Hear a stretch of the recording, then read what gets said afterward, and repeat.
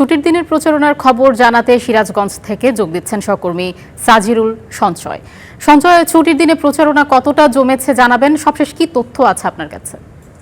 যেমনটি বলছিলেন, আজকে প্রচারণার দ্বিতীয় দিন। সিরাজগঞ্জের ৬টি সংসদীয় আসনেই কিন্তু প্রার্থীদের প্রচারণায় মুখর হয়ে উঠেছে। আমি এই মুহূর্তে রয়েছি সিরাজগঞ্জ সদর, অর্থাৎ সিরাজগঞ্জ সদর কামারখন্দ নিয়ে যে গঠিত সিরাজগঞ্জ ২ আসনের সিরাজগঞ্জ শহরের চৌরাস্তা এলাকায়। আমি যদি একটু দেখাই, আমার ঠিক পিছনেই আপনারা দেখতে পাচ্ছেন, এখানে বাংলাদেশের সমাজতান্ত্রিক দল অর্থাৎ বাসদের মনোনীত যিনি প্রার্থী রয়েছেন এই আসনের এস এম আব্দুল্লাহ আল মামুন মই মার্কার প্রার্থী, তিনি কিন্তু এখানে প্রচারণা চালাচ্ছেন।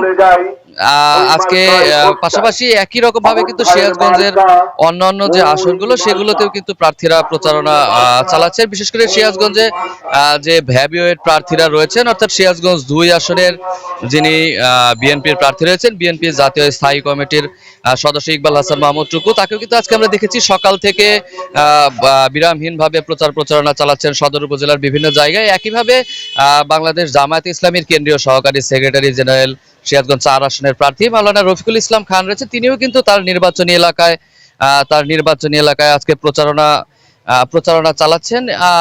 একইভাবে কিন্তু সিরাজগঞ্জের ৬টি সংসদীয় আসনেই যে ৩৯ জন প্রতিদ্বন্দ্বী প্রার্থী রয়েছেন, তারা প্রত্যেকেই কিন্তু তাদের যে প্রচারণা সেটি আজকে পরিচালনা করছেন। দর্শক, যান্ত্রিক ত্রুটির জন্য আমাদের লাইনটি বিচ্যুত হয়েছে এবং সঞ্চয়কে ধন্যবাদ। সঞ্চয় জানাচ্ছিলেন ছুটির দিনে নির্বাচনী প্রচারণার সবশেষ তথ্য সিরাজগঞ্জ থেকে।